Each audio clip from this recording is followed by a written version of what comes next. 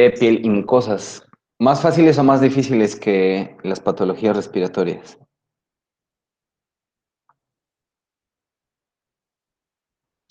¿Qué dicen ustedes? Difíciles, yo siento. Difíciles. Creo que iguales. Ok.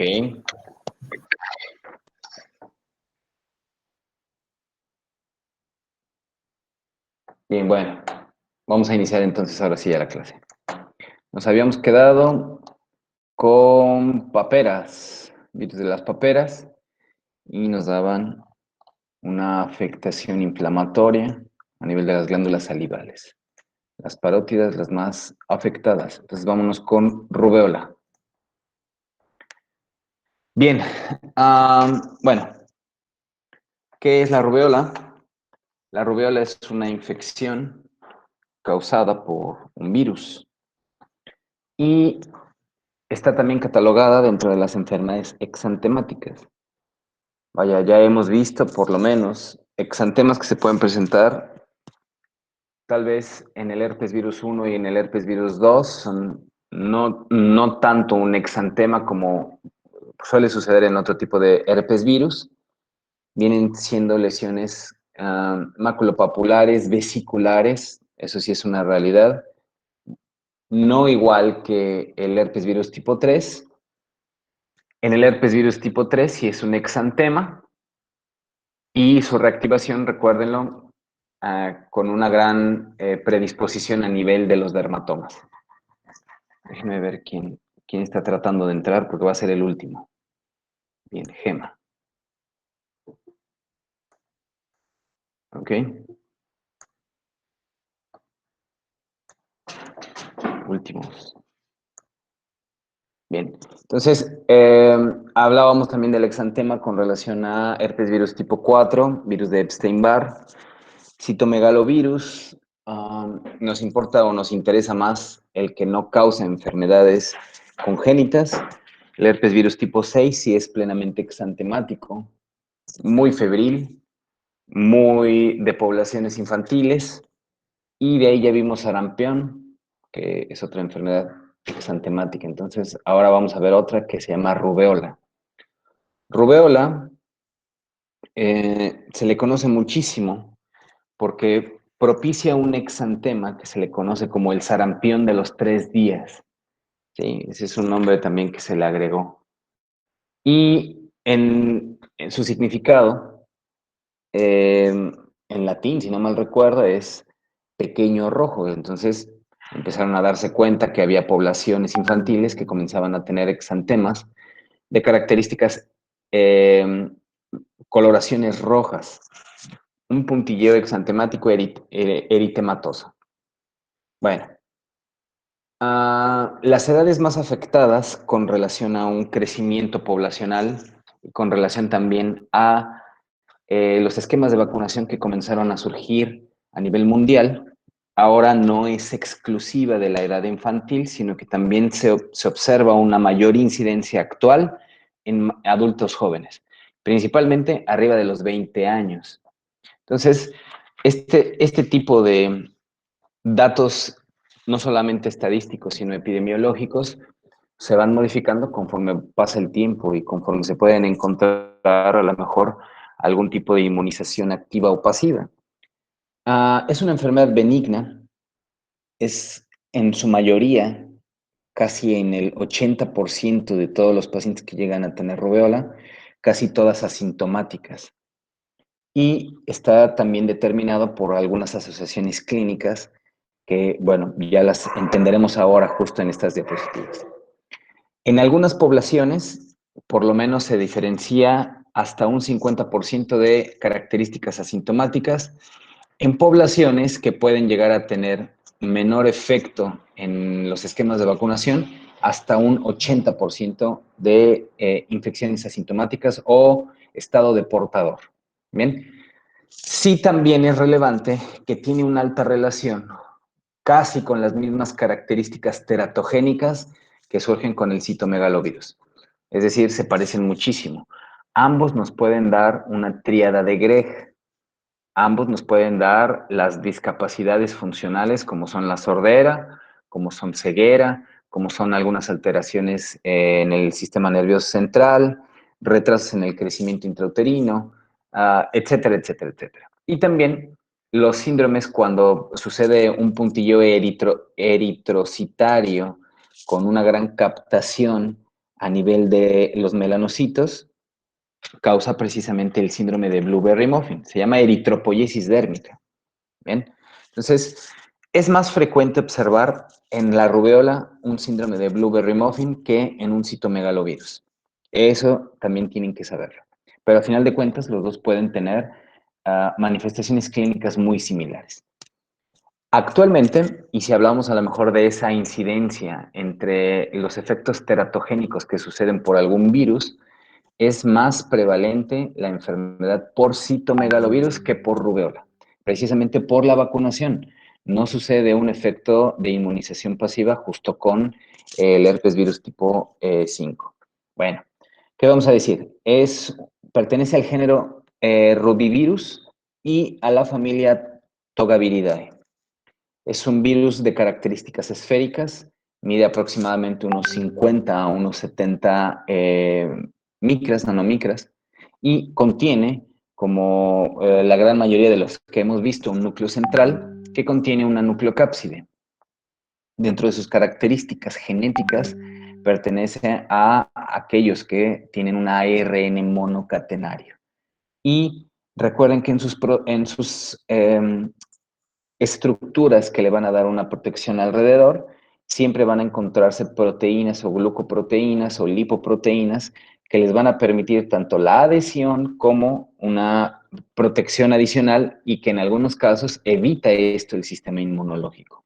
Entonces, se tienen dos lipoproteínas en específico, se le conoce como la lipoproteína E1 y la E2.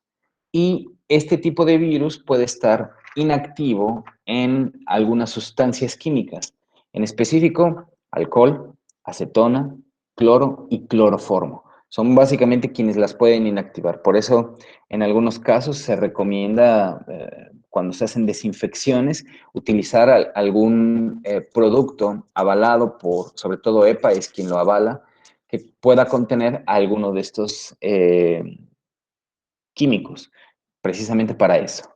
Bueno, vámonos con la fisiopatología. Eh, en las enfermedades infecciosas, y si se han dado cuenta, todas tienen un tropismo, es decir, todas tienen una afinidad celular y es precisamente la adaptación que tienen hacia las proteínas de membrana de esa célula, junto con las proteínas que ellos tienen.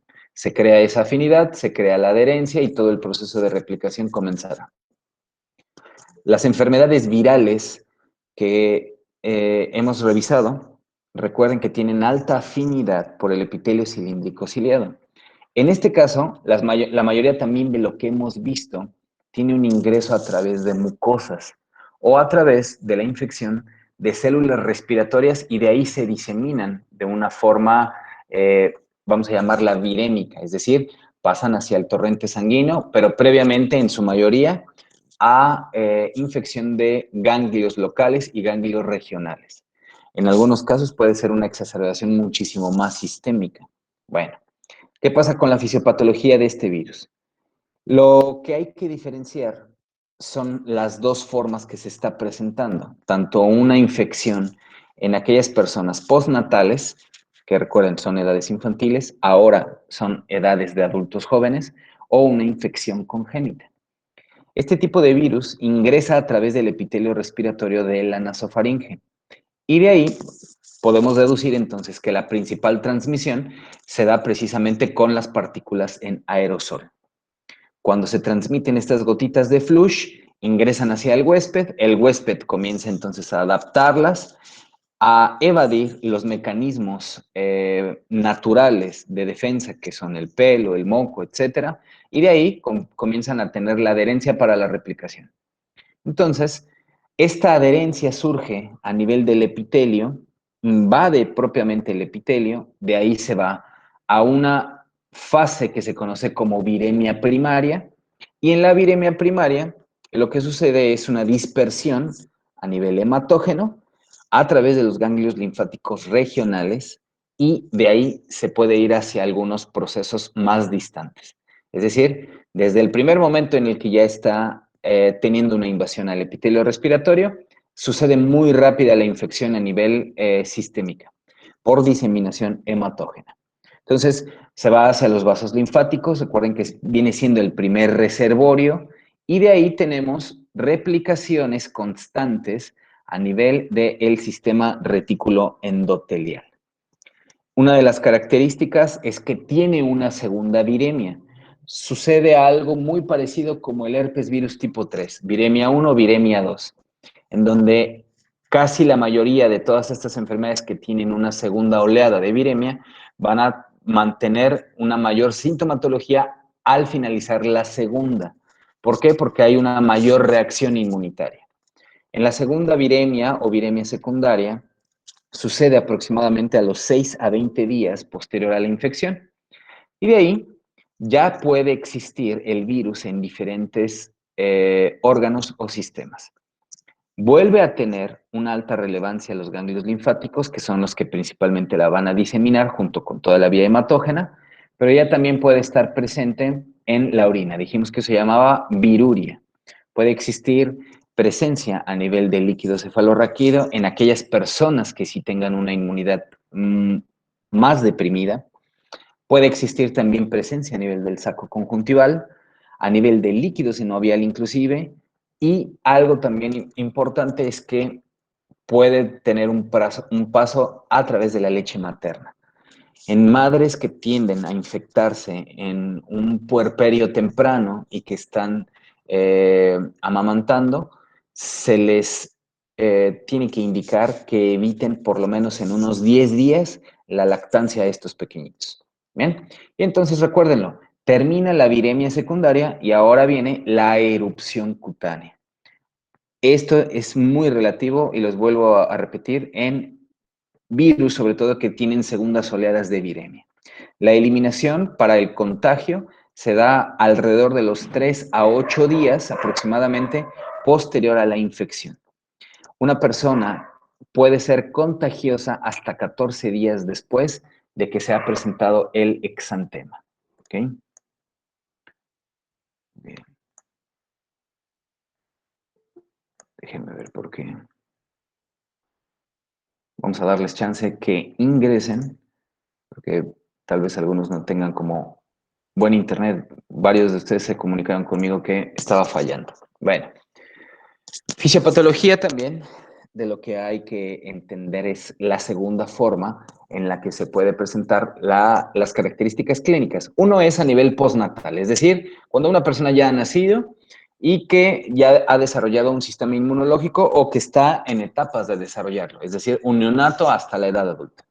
Y la otra implica a el contagio transplacentario y aparte la forma de producción clínica, es decir, pueden haber manifestaciones a nivel intrauterina o inclusive que vaya desarrollando una malformación congénita por toda la implicación que tiene del proceso a las células que tiene el tropismo. ¿Qué pasa cuando existe una infección congénita? El virus pasa a través de la placenta. Eso es lo más importante. Tiene un paso transplacentario por una fase virémica en la que la madre es la infectada. Y de ahí comienza una serie de efectos secundarios que principalmente atacan hacia los vasos. Se crea un proceso inflamatorio que se denomina vasculitis y eso resulta sobre todo en algo que se llama necrosis. Bueno, la gran característica de los pacientes que tienen una infección intrauterina del virus de la rubéola es que tienen una necrosis tisular, pero característicamente no hay proceso inflamatorio. ¿Qué significa esto? Que ellos no tienen un desarrollo maduro del sistema inmunitario. Entonces llega el virus, empieza a afectar al endotelio, principalmente al vascular, y el virus, vamos a llamarlo para que puedan entenderlo de una mejor forma, comienza a comérselo. Lo necrotiza, pero no hay reacción inflamatoria. ¿Por qué es importante esto? Porque si existiera una reacción inflamatoria muy exacerbada como en una infección postnatal, lo más frecuente que sucedería sería una expulsión del producto, ¿sí? O un rechazo inmunitario a través de los anticuerpos maternos. La gran mayoría de las personas que suelen tener abortos es por rechazo inmunitario. Y créanlo, una gran población femenina en edad reproductiva fértil tiene una gran cantidad de abortos que ni siquiera se dan cuenta.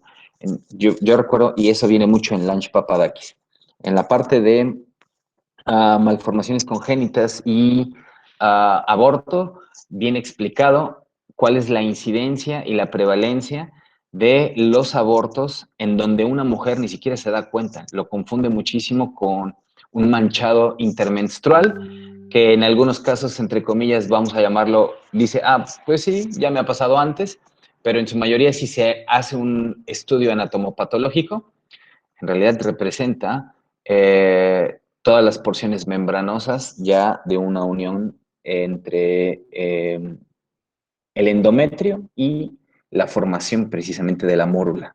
Entonces, esto es muy frecuente. Cuando el virus ingresa el de la rubéola, ingresa precisamente a un producto, no crea ese proceso inflamatorio. Entonces, es cuando se presentan malformaciones congénitas. El daño viral es directamente a nivel celular. Entonces, aquí sucede algo también peculiar, que el virus tiende a disminuir la actividad mitótica propiamente dicha del producto. Con esto, inhibe precisamente una mitosis. Puede existir desde un periodo muy corto del embarazo un aborto, porque sí también esa es una realidad, o puede intervenir el virus en la organogénesis mutada, es decir, no que sea un mutante, ¿no? Pero que esa organogénesis no esté adecuada con relación al proceso embriológico. Bien, la afectación mayor hacia las madres sucede en el primer trimestre, es decir, algo de lo que sucedía, ¿se acuerdan con el virus herpes tipo 3? Cuando teníamos afectación muy temprana, ¿qué enfermedad surgía? ¿Cómo se llamaba eso? ¿Cómo se llamaba? ¿Y cómo se llamaba a la enfermedad cuando sucede entre el día 5 al día 2 del puerperio? Varicela congénita es la del primer y segundo Ok, primer y segundo trimestre, ¿no? trimestre. Y después, ¿qué puede darnos cuando existe una infección del producto y la madre lo relaciona clínicamente entre el día -5 al día +2 del embarazo? Varicela diseminada grave. Diseminada. Perfecto, eso viene en su examen y creo que se los dije esa vez. Entonces, tienen que conocer cuántos días y qué tipo de terapias podríamos a lo mejor aplicarle a la madre, que dijimos en su mayoría va a ser retraso. Bueno, retraso del embarazo, ¿eh? O de la resolución del parto más bien. Bueno, manifestaciones clínicas. ¿Qué sucede con todas estas personas que llegan a tener rubeola? Lo que se observa más frecuentemente, les vuelvo a repetir, adultos jóvenes, es que las transmisiones, y como ya lo expliqué en la fisiopatología, se da a través de los aerosoles. El periodo de incubación es aproximadamente entre unos 14 a 21 días. Los pródromos no existen en los niños. Los pródromos existen más en personas adolescentes y adultos y son totalmente inespecíficos. Es decir, si alguien en realidad llegara a mi consulta con todas estas manifestaciones clínicas prodrómicas, yo no podría decir que es una afectación por rubéola. Es decir, si a alguien le duele el ojo, lo primero que pensaría es en un traumatismo ocular.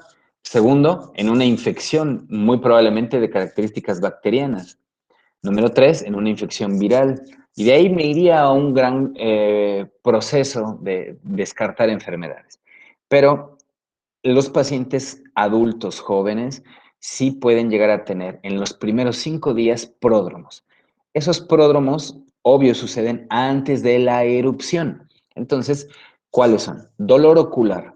Algo que se documenta muchísimo en los pacientes que empiezan a tener signos y síntomas de rubéola es que en una exploración física los pacientes tienden a referir muchísimo dolor cuando se les solicita que tengan la mirada fija en un punto y de ahí comienza a evaluarse los pares craneales de los oculomotores. Es decir, cuando tienen una mirada en forma lateral, que van de un lado hacia otro o que van de arriba hacia abajo. Ahí suelen tener mucho dolor. Pueden llegar a presentar conjuntivitis, casi siempre la conjuntiva del párpado inferior es la que suele estar más afectada. Suele tener faringitis, pero ojo, aquí los signos sí suelen confundirse mucho con enfermedades o patógenos respiratorios. En términos generales, duele la garganta inclusive sin necesidad de una deglución. Pueden ocasionar mialgias, pueden tener fiebre baja, que esto es importante. No es a lo mejor el mismo exantema que sucede en herpes virus tipo 6, en la roceola. Pueden tener síntomas de resfriado, síntomas incluso que se conocen como coriciales, y anorexia y náusea, algo recurrente más en edades más infantiles. La náusea, sobre todo, viene muy de la mano con edades más pediátricas que las edades adultas.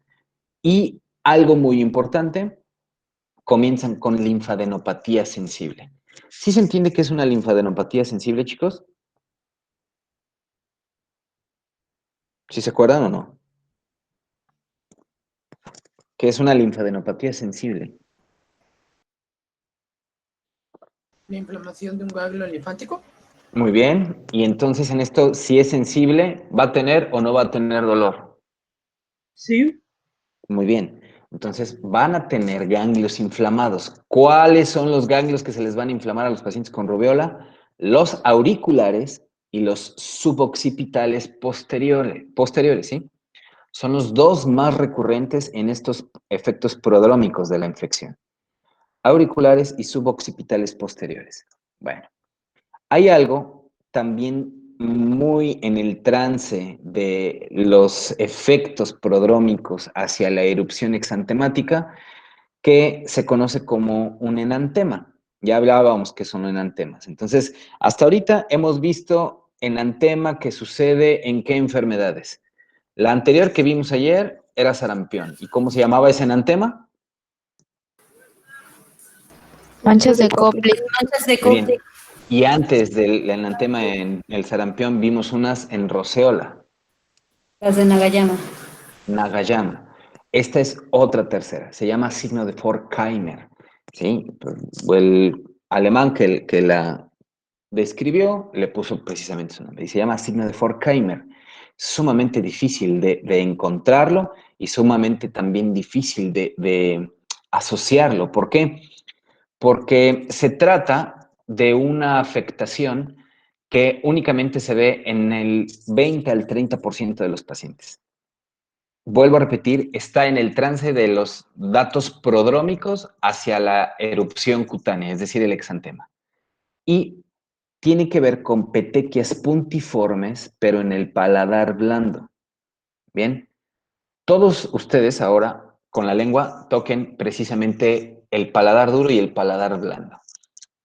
En ese paladar blando es cuando sucede más el puntilleo. Bien, las de Nagayama sucedían entre el paladar duro y el paladar blando, que no era tanto un proceso petequial, podía tener inclusive más apariencia vesiculosa, ¿bien? O papular, más bien dicho. Entonces, en este punto son petequiales, son pequeños puntitos. Siempre cuando yo trato de explicar las petequias, imagínense que en una piel sana van a poner alfileres de una forma muy traumática.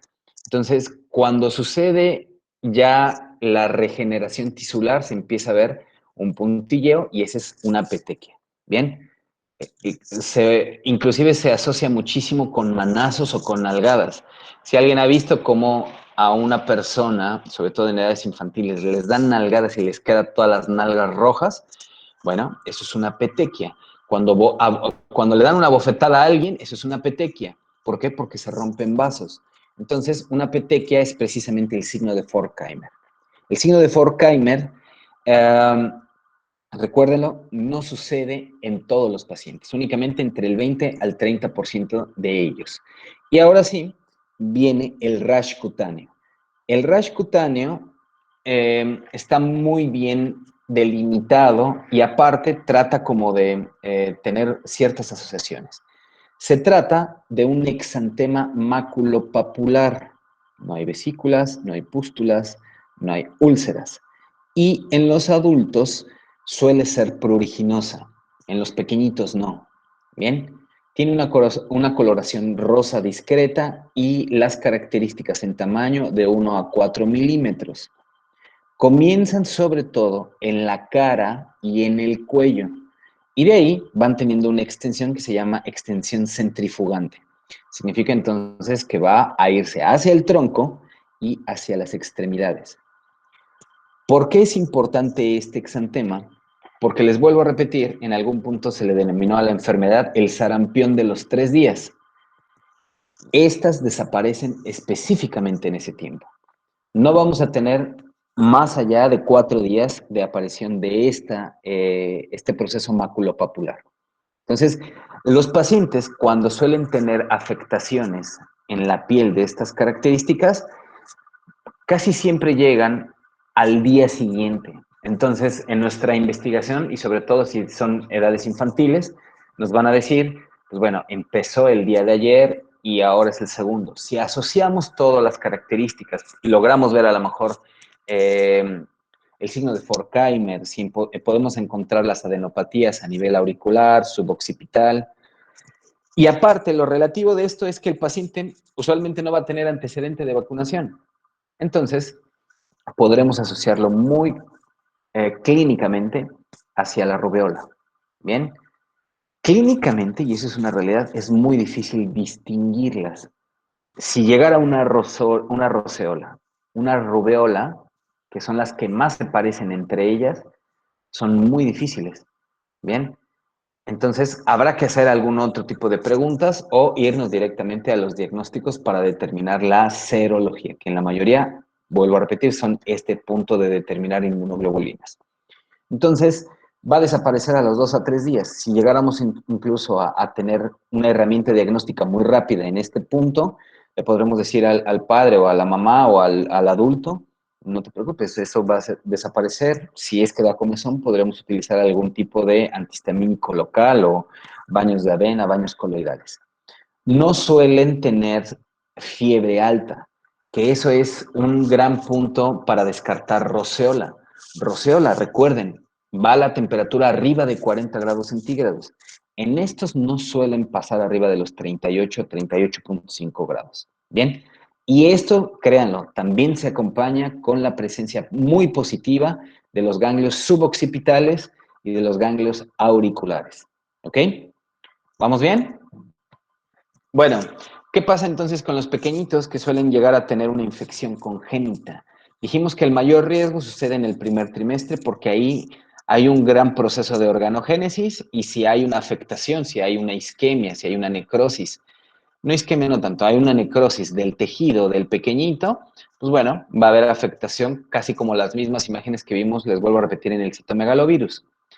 Entonces sucede la tríada de Greg. ¿En qué consiste la tríada de Greg? En ceguera, Cataratas congénitas, sordera, fiebre, neurosensorial y y cardiopatía congénita. Muy bien, ¿ok? Sordera neurosensorial, pérdida auditiva. De hecho, esta parte de la pérdida auditiva es la manifestación más común de la rubeola. Si a un pequeño de una madre que haya tenido la infección va a darle alguna característica posterior al nacimiento, lo más común que suceda es pérdida auditiva. Y recuérdenlo, mucho menos si no se les hace un tamiz auditivo, estos pequeños van a llegar casi siempre a la edad de 2 años, más o menos, y ahí es cuando va a ser evidente que le hablen al pequeño y no responda. Puede suceder de una forma bilateral o unilateral, puede ser inclusive de características aisladas, y en la mayoría de los pacientes, hasta en un 58% de ellos pueden tener asociado esta pérdida auditiva. Bien, la segunda manifestación más común dentro de los procesos clínicos congénitos es la catarata. Son pérdidas de ceguera, o más bien pérdida de la capacidad visual, pero lo más común que suceda son cataratas. Lo segundo que puede suceder precisamente es un glaucoma. Cataratas, glaucoma y una retinopatía son las más asociadas a esto. Se conoce como una retinopatía pigmentaria. ¿Por qué pigmentaria? Porque se ha visto que los pequeñitos que nacen con rubéola comienzan a tener a nivel de la retina, y eso se observa única y exclusivamente con la exploración del fondo de ojo, un cambio pigmentario que se conoce como en sal y pimienta. Es un pigmento moteado y esto está producido por una retinopatía pigmentaria más la neovascularización, es decir, la formación de nuevos vasos. Existe mayor densidad a nivel de la mácula y eso hace que se vea manchado. Déjenme ver si tengo la imagen más acá. Acá está. Bien. Ahorita me regreso a las diapositivas. Entonces, la lesión ocular puede surgir como una catarata, como un glaucoma, o esto que se conoce como retinopatía pigmentaria. Aquí están los pigmentos, ¿sí?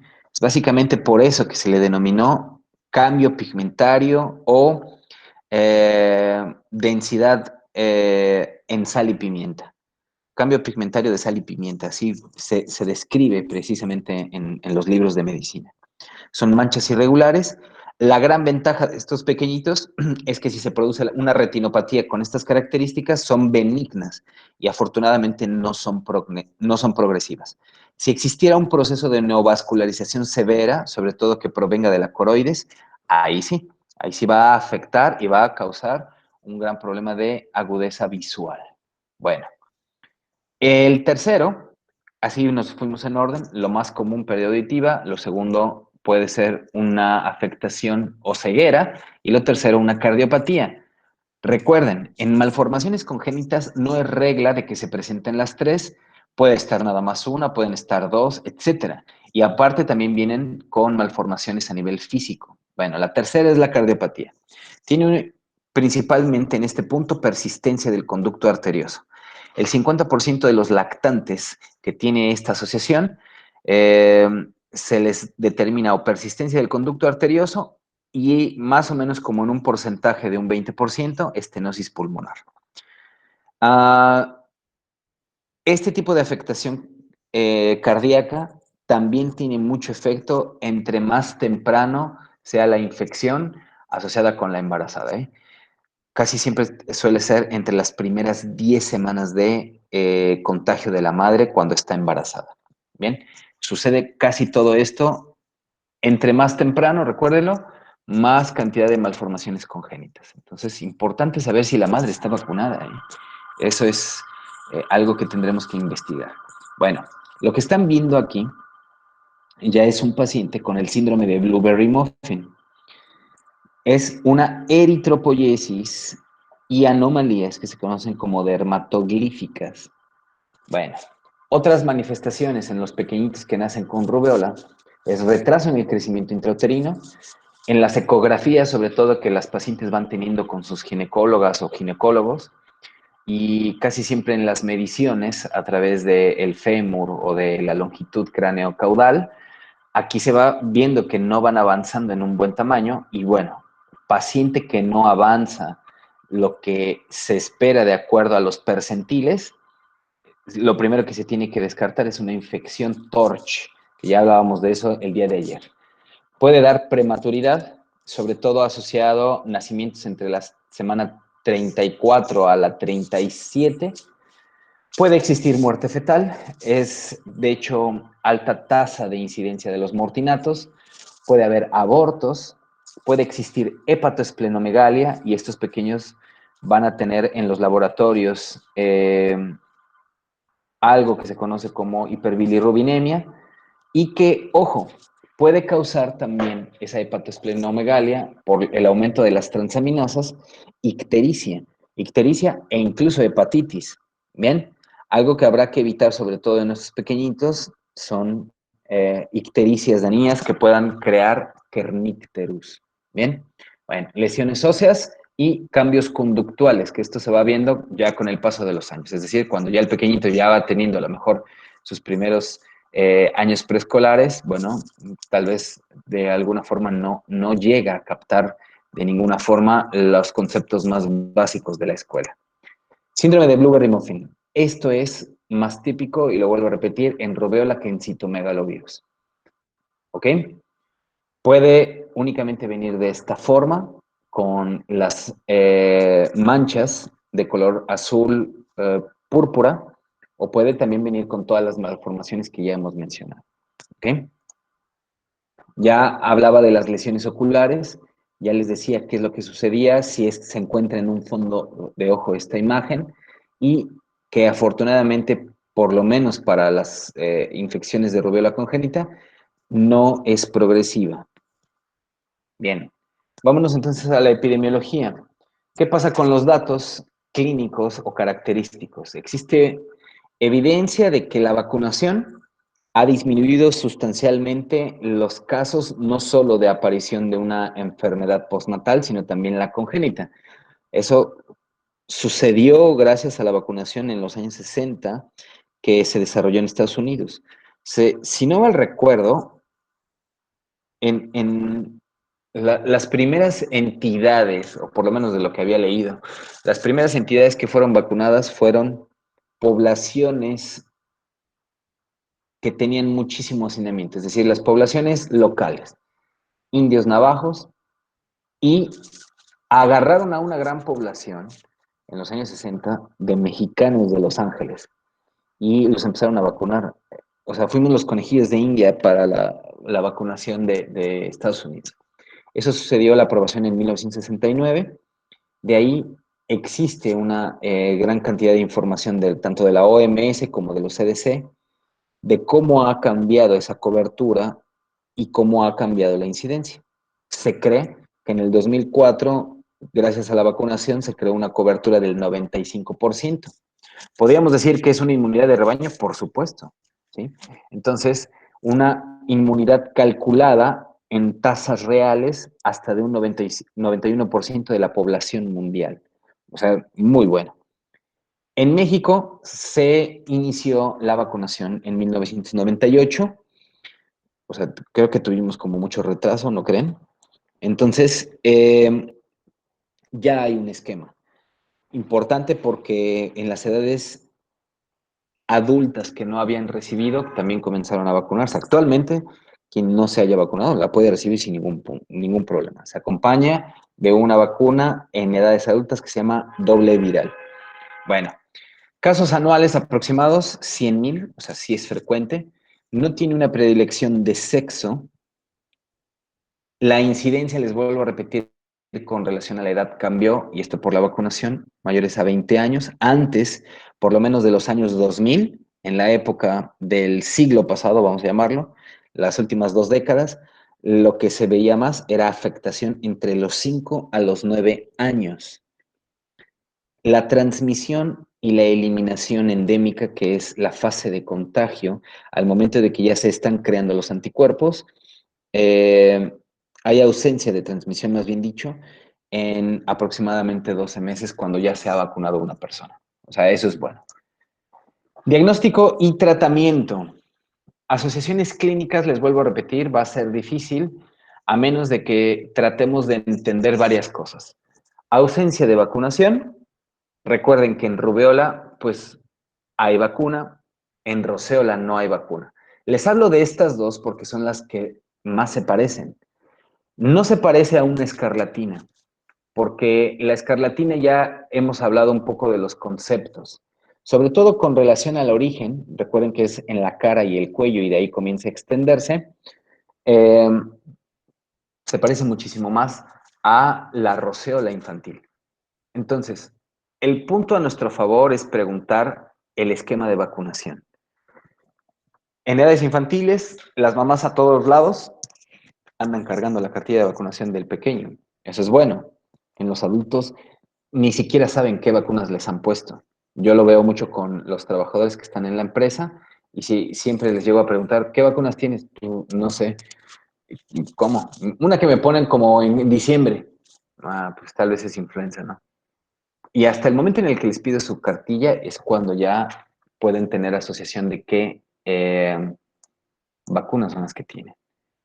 Va a ser muy importante que les digan a todos sus pacientes que se aprendan esas vacunas, ¿eh? Seguramente ustedes ni siquiera saben cuándo los vacunaron, pero bueno, pregúntenle a sus mamás y ellas van a saber. Diagnóstico y tratamiento. Para descartarlo, ausencia de vacunación, edad ahora vemos que es más prevalente en edades jóvenes, adultos jóvenes. No sucede lo mismo en la roceola, que es más edad infantil. Y la temperatura. Tal vez podría decir que son los 3 puntos claves entre los que podríamos diferenciar de una forma clínica más rápido entre si es roceola o el exantema de la rubeola. Sarampión, vaya, el sarampión no tiene estas afectaciones tan significativas. Y recuerden algo también de lo que les expliqué. Dura 3 días, que casi siempre o lo llevan de una forma inmediata, es más difícil, pero al día siguiente están con el médico. Le salieron estas ronchas. Recuerden que no son pruriginosas, en los adultos sí pueden existir. Bueno, para eso entonces habrá que confirmarlo. Perdón. Habrá que confirmarlo y la mejor forma de confirmarlo se realiza a través de la serología. Bien, la serología es determinación de anticuerpos y es más fácil y es más barato. Entonces podemos encontrar presencia de IgM e IgG. Tienden a ser casi siempre de la mano alrededor del tercer día o segundo día, de acuerdo a la literatura que yo consulté, la aparición de ambas. Entonces, eso es bueno. Lo malo es aquellos casos asintomáticos. Hasta un 50%, recuérdenlo, pueden estar casos asociados de portador. Puede haber falsos positivos, puede haber falsos positivos.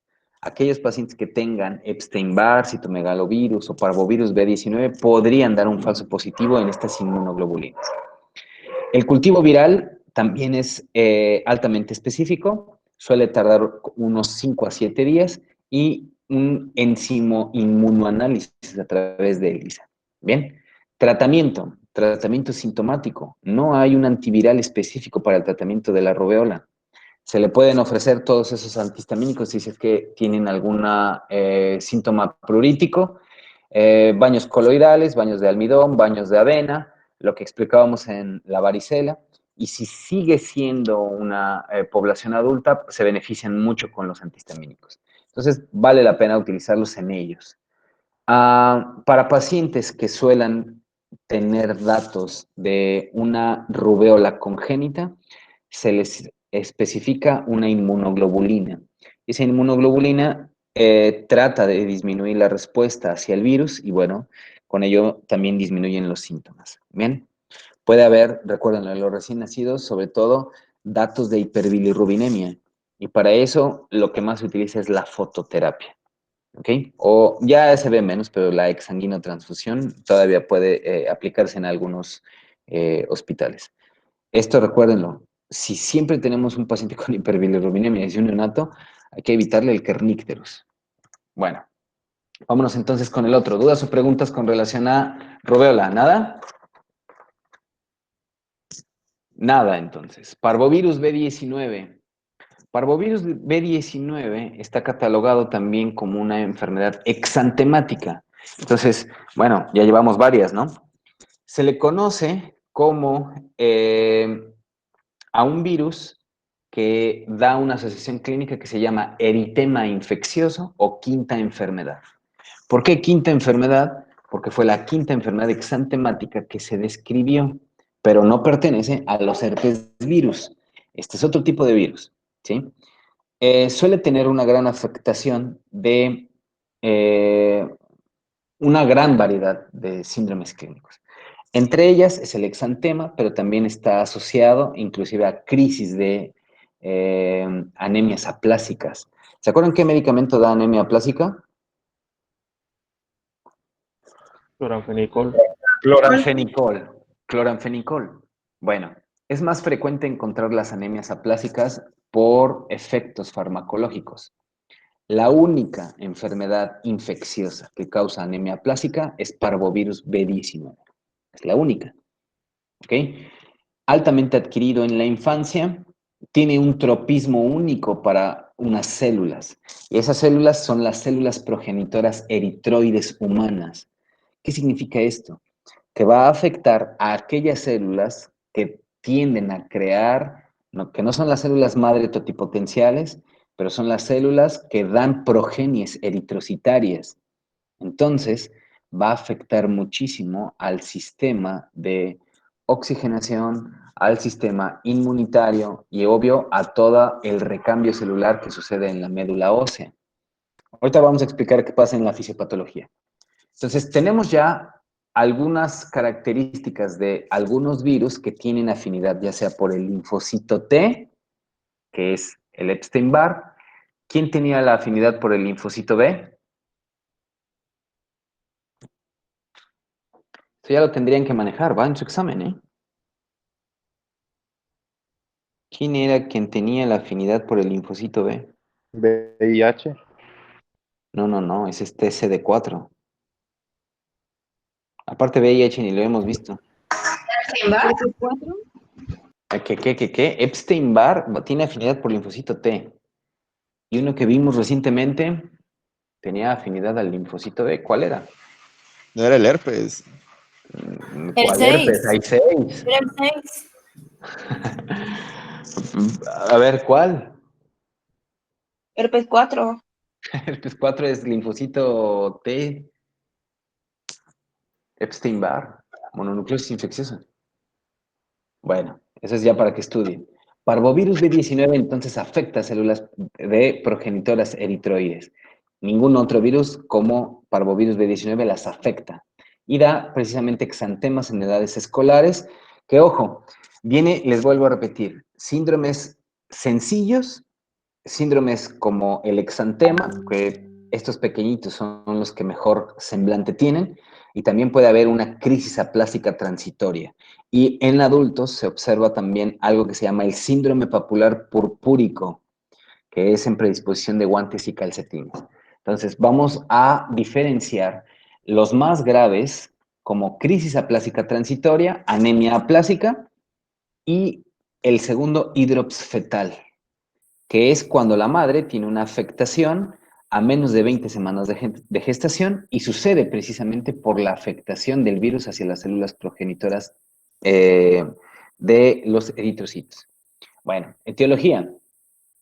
Con relación a esto, es un virus que únicamente afecta en esta característica, el parvovirus B19, a los humanos. Pero ojo, no sé si ustedes han escuchado, pues es que a mi perro le dio el parvovirus. Es otro tipo de parvovirus, ¿sí? No confundirlo, el parvovirus con el que los perros se enferman o los gatos también se enferman, no es el mismo.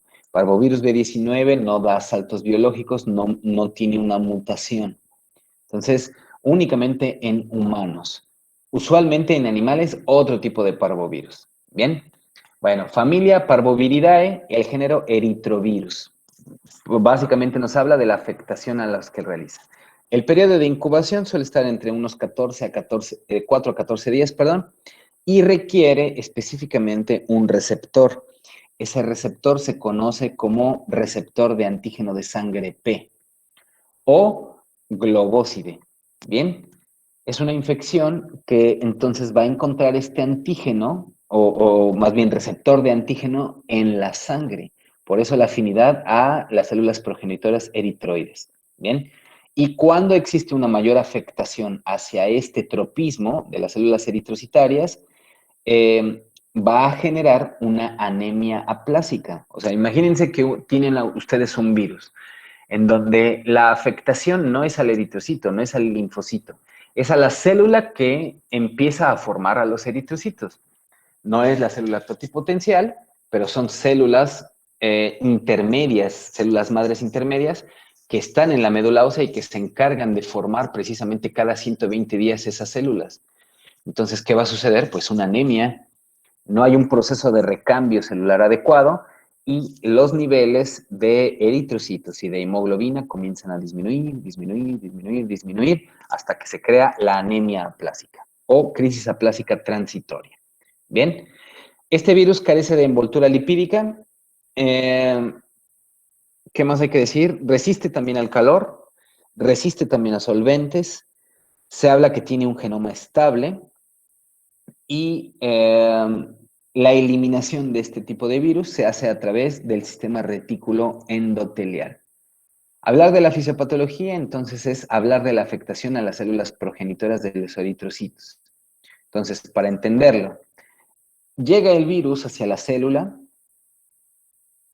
empieza a introducirse por endocitosis, llega hacia el núcleo y tiene una formación de activación de autocebador, que es básicamente lo que le permite al virus empezar a delimitar los procesos de replicación del ADN viral.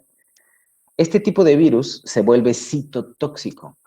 Es por eso que las afecta a las células madres intermedias y por eso pues, las destruye. Posteriormente a esto, lo que tiene nuestro huésped es una supresión de la eritrogénesis, de la formación del eritrocito. No hay reticulocitos a nivel del frotis sanguíneo, eso es evidente. Puede también tener una ligera afectación hacia los neutrófilos, pero no es significativa. Entonces, los eritrocitos inmaduros ya no tienden a reemplazar ni a madurar, valga esa expresión, hacia células eritrocíticas específicas. ¿Bien? Entonces, empieza la anemia, empieza la disminución de la hemoglobina, empieza la disminución de los eritrocitos. Cuando sucede esto, entonces, ya tenemos una eliminación por parte del sistema reticuloendotelial, en donde hay una afectación más severa. No todos los pacientes tienen esta afectación, ¿eh? Los casos leves sí tienen una afectación a las células progenitoras, pero no llegan todas a desarrollar la anemia plásica. Eso tiene que quedar claro. Cuando sucede una infección a nivel intrauterino, el mayor riesgo igual, estamos hablando del primer trimestre, específicamente la semana 13 a la semana 16. Bueno, ¿qué pasa con las manifestaciones clínicas? Tienen una afectación prodrómica muy leve, también totalmente inespecífica. Está acompañada sobre todo en edades infantiles de fiebre, malestar, cefalea, mialgias, en algunos casos náuseas, en algunos casos síndromes coriciales y dolor abdominal. O sea, no me dice nada. Podría ser inclusive, no sé, un virus influenza. Podría ser incluso los síndromes prodrómicos que acabamos de ver en rubéola, ¿sí? No sarampión. ¿Qué pasaba en sarampión? La triada de las 3C.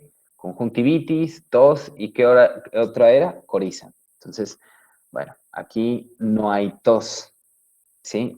Suelen durar estos pródromos cerca de unos 5 a 7 días, perdón, suceden entre 5 a 7 días posterior al ingreso del virus y duran 2 a 3 días. Cuando ya se terminan los pródromos, ahora sí viene el exantema. Y este exantema se presenta en 3 fases distintas. Bueno, ¿qué observan aquí en el pequeñito? El exantema típico. ¿Cuál es el exantema típico? Se llama exantema en forma de bofetada o, ¿cuál es el otro? Eritema infeccioso que tiene rubor facial. Es más el signo de la bofetada, ¿ok? Bueno, les decía que estas manifestaciones del exantema van en 3 fases. La primera fase, los pequeñitos comienzan a tener esa coloración rojiza, brillante, rutilante a nivel de las mejillas. Se asocia muchísimo con una palidez a nivel circumoral. ¿Qué significa esto? Que están totalmente enrojecidos las mejillas, pero a nivel bucal, conforme nos vamos acercando hacia los labios, se ve una palidez, ¿sí? No es como si fuera un payasito, ni mucho menos, pero si se dan cuenta, esta afectación simétrica hace que se delimite un círculo alrededor que se le conoce así, palidez circumoral, ¿ok? Ese es el primer punto. Y aquí es donde es más evidente el signo de la cachetada. Dura unos 3 días como promedio hasta un cuarto día. Bien, en la segunda fase, los pacientes pueden tener ahora una erupción maculopapular eritematosa. Esa es de características difusas, es decir, que no existe algo como tan claro. Pueden tener zonas de desvanecimiento, pueden tener zonas pruriginosas, pueden tener inclusive una extensión hacia las extremidades ya determinándose de una forma más rápida. Suele durar entre 1 a 4 días.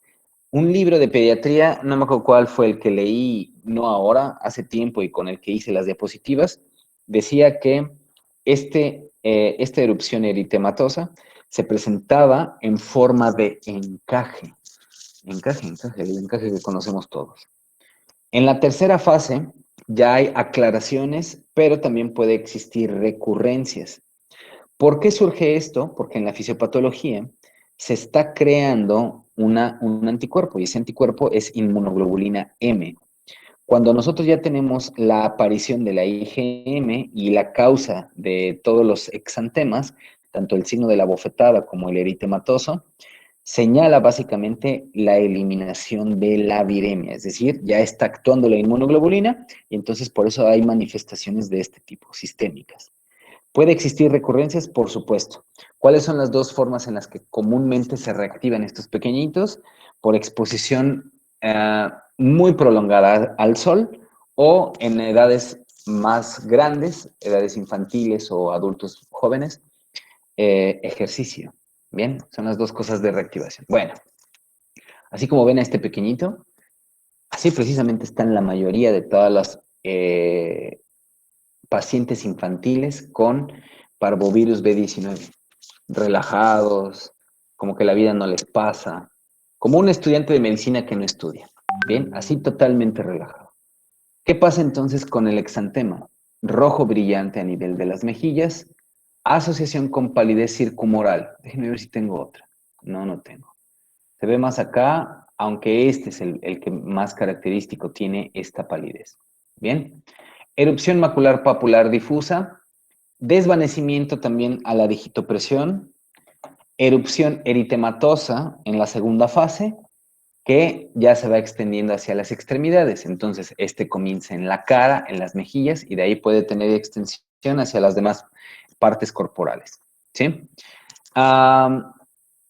Cuando sucede esto, recuérdenlo, significa que hay una aparición del anticuerpo, inmunoglobulina M, y eso nos podrá permitir también el diagnóstico en los pacientes. Existe algo también que se llama datos secundarios de la enfermedad. En el eritema infeccioso o quinta enfermedad, algo muy común, y más en edades adultas, es la poliartropatía. Es decir, la afectación hacia las articulaciones. Y hablar de la poliartropatía es hablar de un trastorno inflamatorio articular que es así, transitorio, es decir, se va a quitar. ¿Cuánto tiempo? Más o menos unas 3 semanas. Sucede muchísimo en los adultos.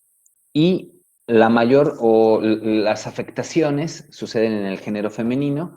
Las mujeres tienden a desarrollar más síndromes artríticos y cuando tienen parvovirus B19 va a tener que descartarse un diagnóstico diferencial que es artritis reumatoide. ¿Sí? Las articulaciones pequeñas son las que están más involucradas. No está asociado a una degeneración.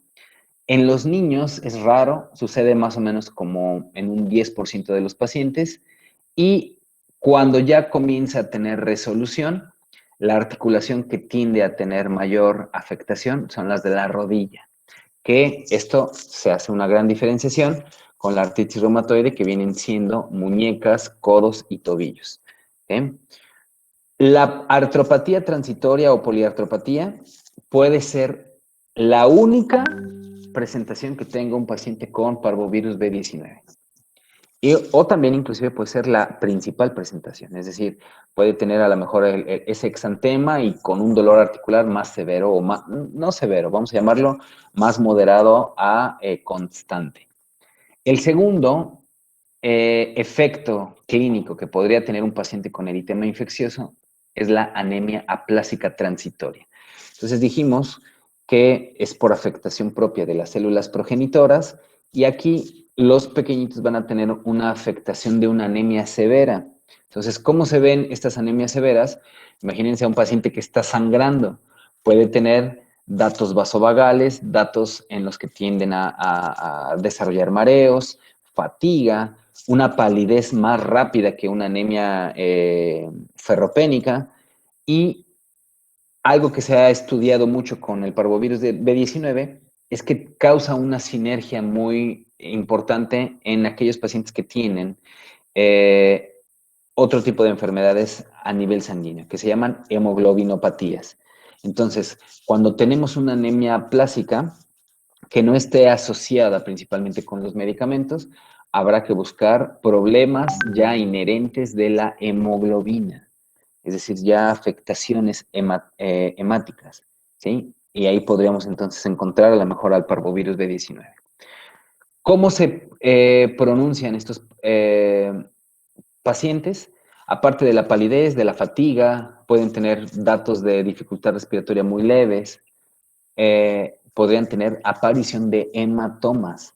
Un paciente que tiene disminución en la concentración eritrocitaria puede disminuir también secundariamente las células plaquetarias y eso, aunado a que no hay una buena suficiente cantidad de estas, bueno, se presentan con mayor frecuencia los hematomas, ¿sí? Cuando un hematólogo o un infectólogo busca esta parte, lo que existe es, a nivel del frotis, pronormoblastos gigantes. Esto es un pronormoblasto gigante, ¿ok? Bueno, y la otra, que no tiene que ver con la infección postnatal, sino en la congénita, porque la madre tenga parvovirus B19, recuerden muchísimo que en la fisiopatología, lo que sucede es que está afectando a las células que van a formar a los eritrocitos.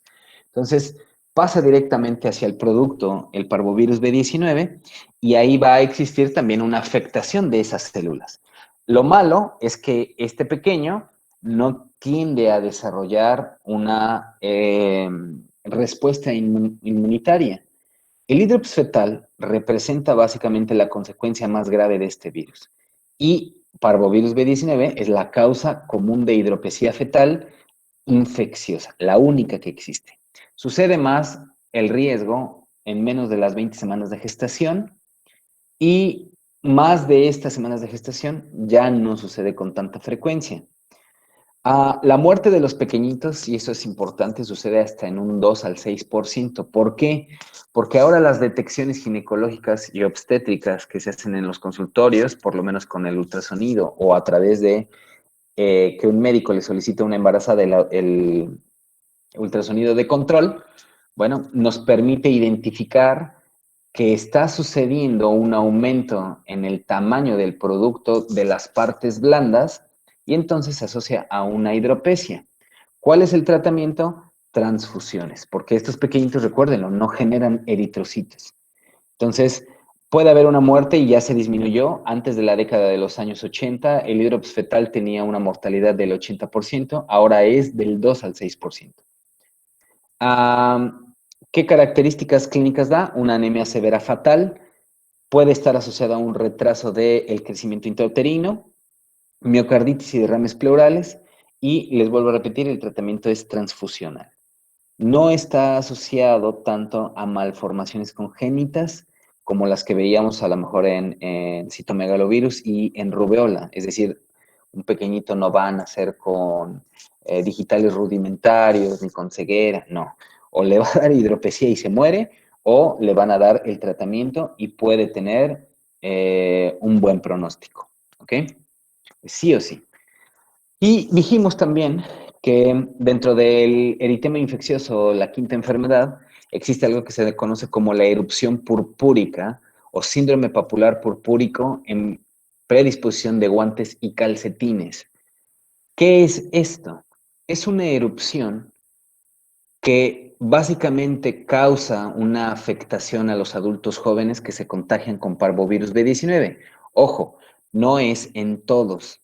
De los adultos jóvenes arriba de los 15 años suele afectar cerca del 4%, o sea, es muy bajo. Y es extremadamente raro verlo, ¿eh? Yo, y se los digo sincero, nunca lo he visto. ¿Qué sucede en estos pacientes? La predisposición se llama en guante y calcetín porque afecta las plantas de los pies y las palmas de las manos. Entonces es una erupción purpúrica. La coloración ya no es petequial, ya no son máculas, ya no son pápulas, ¿sí? Aquí es un exantema eritematoso y que causa en los pacientes prurito en las plantas de los pies y en las palmas de las manos. ¿Ok? Muy típicamente está delimitado por las articulaciones tanto del tobillo como obvio de la muñeca, entonces eso es fácil de identificar. En algunos pacientes refieren dolor e induración, es decir, se les vuelve, no es placa, pero un proceso inflamatorio que ellos perciben como una induración severa. En casos muy extremados, porque también hay reporte a nivel clínico, puede tener inclusive afectación del pene, la vulva y los muslos. Es muy raro encontrar esta. Si es raro encontrar un síndrome papular purpúrico, es muy raro encontrar entonces la afectación a nivel genital. Cuando ya va disminuyendo la infección, progresa hacia petequias, ahora sí, puntilleo muy fino y pueden crearse ciertas bullas, es decir, colecciones no vesiculares plenas, pero que contienen una parte líquida con una fibrosis relativa. ¿Ok? Eso es una bulla. Resuelve más o menos en 1 a 3 semanas. Epidemiología. ¿Qué pasa con estos pacientes? Dentro de ello no hay predilección de sexo, no tienen predilección de raza, la edad de mayor afectación son escolares, sobre todo en los que aparece el signo de la bofetada. En las embarazadas totales suelen verse afectadas hasta 1.5 con productos de hidropesía fetal. Y en estas transmisiones, recuerden si hay una asociación de transmisión vertical, transfusional o secundaria a secreciones respiratorias, que recuerden es lo más frecuente. ¿Cuáles son las estaciones del año en las que se presenta más? Invierno y primavera. Por lo menos de la gran mayoría de virus que hemos visto son de características invernales. Entonces, bueno, hay algunos que sí pueden estar prevalentes durante todo el año, pero en la gran mayoría son invernales. Diagnóstico y tratamiento. El diagnóstico es clínico. En la mayoría de los casos de los que se presenta con signo de la bofetada, un pequeñito que no tiene una fiebre ni siquiera elevada, está comiendo, está teniendo mismas actividades sin una anorexia marcada, sin disminución en la concentración urinaria, sin nada de esto, el diagnóstico es clínico. Pero recuérdenlo, hay que hacer medicina basada en evidencias y la forma de confirmación es a través de la determinación de anticuerpos IgM e IgG. Eso y lo más frecuente se hace a través de enzimo inmunoanálisis, que es la prueba de ELISA. Para las embarazadas se utiliza también mucho la prueba de ELISA, aunque suelen existir confusiones porque no saben si el producto está desarrollando la IgM y la IgG o es la madre, porque suelen tener pasos transplacentarios. La PCR es lo más sensible que existe para demostrar viremia. Entonces, si existe la posibilidad de realizarlo, háganla. Y citometría hemática, ¿qué dijimos que íbamos a encontrar en una citometría? ¿Qué vamos a encontrar? Chicos. Pronormoblastos gigantes. Lo que, a ver, otra vez. Pronormoblastos gigantes. Pronormoblastos gigantes, eso va a ser en el frotis sanguíneo, ¿sí? Pero en la citometría hemática, ¿qué vamos a encontrar? Disminución de los eritrocitos. A ver, otra vez. Escuché como 3 voces, pero si alguien puede hablar uno por uno, se lo agradeceré. Anemia. Anemia. O no sé, O sea, la ausencia de eritrocitos, o no sé. Disminución del número de eritrocitos. Entonces, ¿cómo vemos en una citometría hemática la disminución del número de eritrocitos? Obvio, directamente a través de esa celularidad, eritrocitos menores al rango normal, que son característicos, disminución de la hemoglobina y disminución del hematócrito. Esas son las 3 formas en las que se va a presentar un paciente con parvovirus B19. Tratamiento sintomático. No hay algún antídoto antiviral, no hay nada específico para la enfermedad. Puede utilizarse una inmunoglobulina a nivel intravenoso, que recuerden para las fases más severas, sobre todo aquellas que tiendan a desarrollar anemias aplásicas, acorta mucho el tiempo y la sintomatología, y en aquellos pacientes que lo requieran, sí pueden necesitar transfusiones. ¿Ok? ¿Vamos bien hasta acá? ¿O no vamos bien? Muy bien, pues vamos a avanzar en